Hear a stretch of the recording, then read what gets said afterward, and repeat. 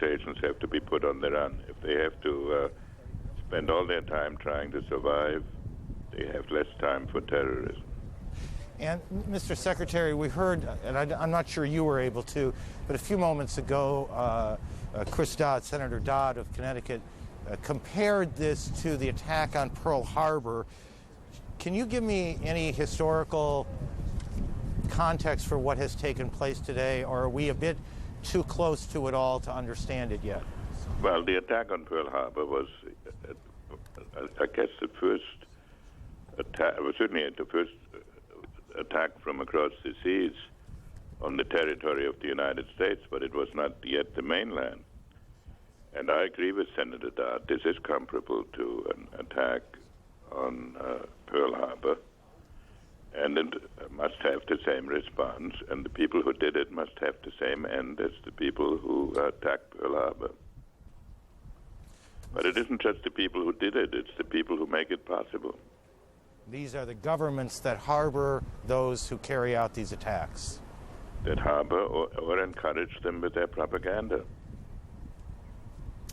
Mr. Secretary, thank you. Former Secretary of State Henry Kissinger, who joins us from Germany, where he was attending a conference. When he heard the news, he said it was silent, unbelievable. People simply could not believe what they were hearing. I think that's a term, a phrase you will hear a lot over the days and weeks to come. What has happened here in New York and in Washington and in other parts of the country, unbelievable. A national tragedy. Judy? Aaron, it's true. No one is able to grasp the enormity of what we're looking at and what we're dealing with here. Let's go now to the Pentagon, where Rear Admiral Quigley is briefing reporters. I believe we have that picture right now. Your broadcast to phone their families and loved ones immediately to let them know they're okay. And if they are among the injured or the casualties from this, then we will work our way through to identifying them and getting their names out to their loved ones. We will find a way. Where are the injured going? Where are the injured being taken to? A variety of area hospitals. How big was the penetration of the plane itself, Admiral? How many rings at the building? I don't know. How wide would you say that gash is? 100 feet, the one we're looking at? I haven't been over there to see it up close. I don't know. I think that's all for now, ladies and gentlemen. We'll try to be back out and give you some more information as we can. Marine Corps only, if you wanted to do that. That's Rear Admiral. Admiral, how many people work? We've been talking, you've been listening to Rear Admiral Quigley, one of the folks who works with reporters in the Public Information Office there at the Pentagon. We basically were just listening to the first few minutes of that briefing, getting the word out to people who have friends, family members who work at the Pentagon, telling them if you have people who may be among the injured, we're going to try to find a way to get you that information, to get the word out about which hospital they might be in. Of course, we are dealing with tragedies in untold numbers of families across the eastern, primarily the east coast of the United States, but no doubt these people who work at the Pentagon are from everywhere. People who were on these airplanes are from commercial jets from everywhere in the United States. Aaron, back to you. It is the enormity that's a little bit hard to get our arms around right now. Still, some considerable number of hours since the first attack on the World Trade Center here in New York. And I want to show some pictures of the scene from the ground, but first let me just, a piece of information. United Airlines has now canceled all flights, grounded all flights until 6 o'clock tomorrow morning. This is the scene that started to play out. This would be a little after 9 when the first of the trade centers collapsed after they were hit. People gathering, watching. You can see this, the denseness of the smoke.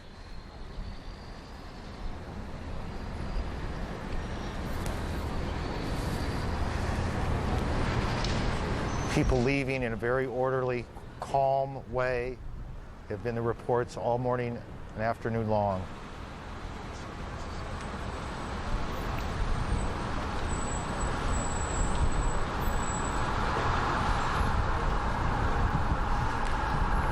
One witness who was in the building talked about coming down the stairwell and that people were very quiet. There was no screaming, no crying.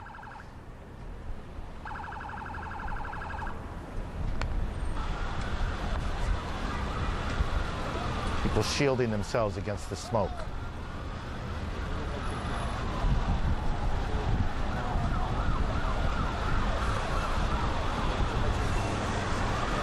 We know that a number of New York City police and fire department personnel have been injured, perhaps some fatally, when the buildings collapsed. We know that hospitals here in New York are in desperate need of blood.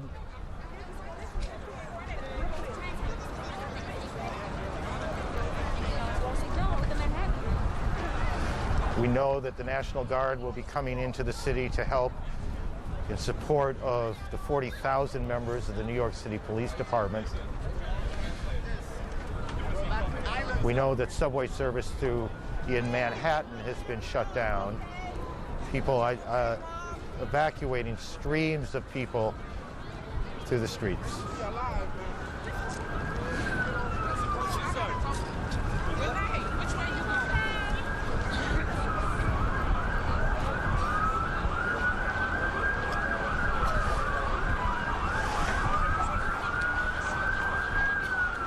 There are 50,000 people who go to work just in the Trade Center buildings, the two towers. How many of them were there at the time, we do not know. Thousands, tens of thousands more pass through, getting on and off trains, going to the retail shops and restaurants. Every one of those lives changed today,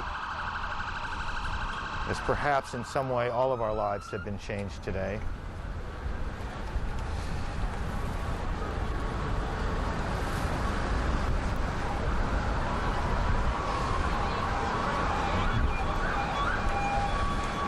It all began at 8:45 this morning, and behind us now, the smoke continues to pour out of the area where the Trade Center towers were. They are no more. They collapsed in the hour after the attack, but the smoke continues to pour through that area behind us, about 30 blocks away, in one of those scenes that none of us will ever forget. CNN correspondent Richard Roth has been on the streets here in Lower Manhattan. Richard?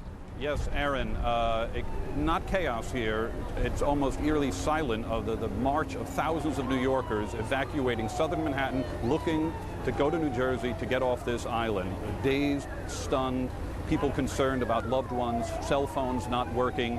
New Yorkers are used to coping with a lot of things here. There have been some bombings and hurricanes and calamities, but really nothing like this before. And of course, behind me are the clouds of where the World Trade Center stood, two towers built in 1970. A short time ago, a Port Authority police official, the Port Authority is the state unit that runs, in effect, the World Trade Center, those buildings that formerly existed, and one of the police officials there, William Hall, said there is no search going on right now. He said until the fires go out, until it is safe for his people and other rescue workers to go in, they are not moving in there. He said on an average day, the two World Trade Center towers get 10,000 people each with 5,000 visitors.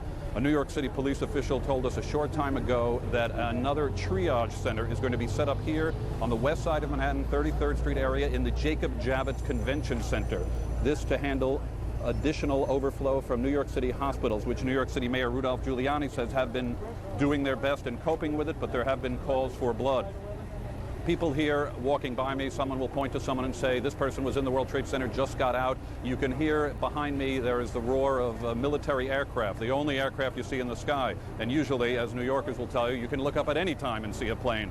They are up in the sky, concerned look from people who gaze upward, shield their eyes to see just what's going on, and an occasional police helicopter. But here in New York City, there is no search going on. William Hall of the Port Authority said we're going to have to wait until we get things all accounted for before we can go in there. Aaron. Richard, thank you. Richard Roth in Lower Manhattan. Again, just a quick recap for those of you who may just be getting home and hearing these events for the first time. 8:48 this morning, one of those moments that everyone will remember. The first plane, American Airlines Flight 11, Boston to Los Angeles, hijacked, crashed into the first Trade Center tower. At 9:04, the second plane, a United Airlines flight, United 175, Boston to Los Angeles, hit the second tower. About a half hour later, 9:38 Eastern Time, American Airlines Flight 77, Washington Dulles Airport to Los Angeles, crashed into the Pentagon, hitting just short of the Pentagon itself, and perhaps that was most fortunate. And at 10:20 a.m. Eastern Time, United Flight 93, Newark to San Francisco, crashed about 80 miles outside of Pittsburgh. Those are the times and the events. They don't begin to describe what has happened. What has happened is not simply a series of moments, but something much larger. Phil Zappetta is with the American Red Cross, and he is on the phone with us. Mr. Zappetta, this is Aaron Brown. Can you hear me okay? Sure can, Aaron. Tell me what sort of strain is on the Red Cross's resources right now. Well, the American Red Cross responded immediately to all areas of this disaster. Right now, our focus is really on disaster relief, providing blood assistance, and any disaster mental health assistance that we can provide around the country to both the survivors and the families who've been involved in this tragedy. Phil, tell me what that means exactly. I understand the need for blood. Are you setting up shelters for people? Sure. We have shelters both in New York City and in Washington, D.C. that are set up to help people. There we have disaster mental health counselors that are able to meet with people and to register people as they come in and are trying to get away from the situation. We are set up in New York at Penn Station, at Grand Central Station, and in Washington, D.C. at Fort Belvedere. It is still chaos right now. We are in the process of ramping up our operations. While we did respond immediately, there's so much work to be done, and we're in the process of doing that right now. We have about 50,000 units of blood that are available for the affected areas, and the American Red Cross is looking at mobilizing that right now and putting that into place. And Phil, as you were speaking, we were able to put up on the screen numbers that people can call if they can help. If you're sitting in Omaha, Nebraska today, is it helpful in this situation to be going to the blood bank and giving blood, or is it too far away to be meaningful? The message that the American Red Cross is putting out right now is to donate blood. Call 1-800-GIVE-LIFE, GIVELIFE, or visit redcross.org for more information. But giving blood is where our emphasis is right now. No matter where you are in the country.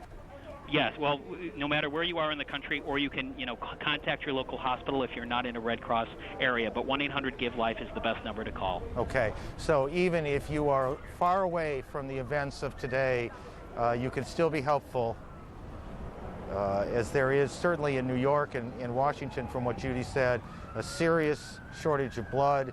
The American Red Cross can be helpful. Your local hospital, your local blood bank can be helpful. We suspect before the day is out, fire stations around the country will be involved in these efforts as well.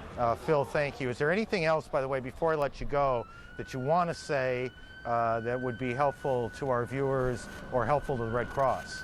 Well, the Red Cross right now and our president, Dr. Bernadine Healy, extend our heartfelt sorrows to all families and everyone that's been affected by this. We just urge people to donate blood. Thank you very much, Phil, with the American Red Cross. Phil Zappetta with the American Red Cross. CNN's Miles O'Brien has been tracking the flight paths of these 4 planes that were involved. Miles, are you able to hear me in Atlanta? Yes, I am, Aaron. And tell me what you've been able to figure out to this point. Well, as you probably know, Aaron, there are various commercial websites that allow you to track commercial aircraft. Now, if you go to many of them right now, you're not going to get very far because they're being overwhelmed by interest in people. But even if you could get some of the data, we have just learned from the Federal Aviation Administration that every domestic airliner that was in the air is now on the ground. This is unprecedented in aviation history in this country. There's not a plane flying right now. At any given moment, typically there are 4,000 aircraft. Now, let's take a look at what happened on American Airlines Flight 11. It began in Boston, and it took off on time, 81 people aboard, 9 crew members, 9 flight attendants and 2 pilots. And let's sort of track what happened with this flight. As it went across Massachusetts and went down into the Albany area, actually up in the Adirondacks, it took a sharp dogleg. What's interesting about this flight is everything seemed to be normal. Altitude was about 29,000 feet.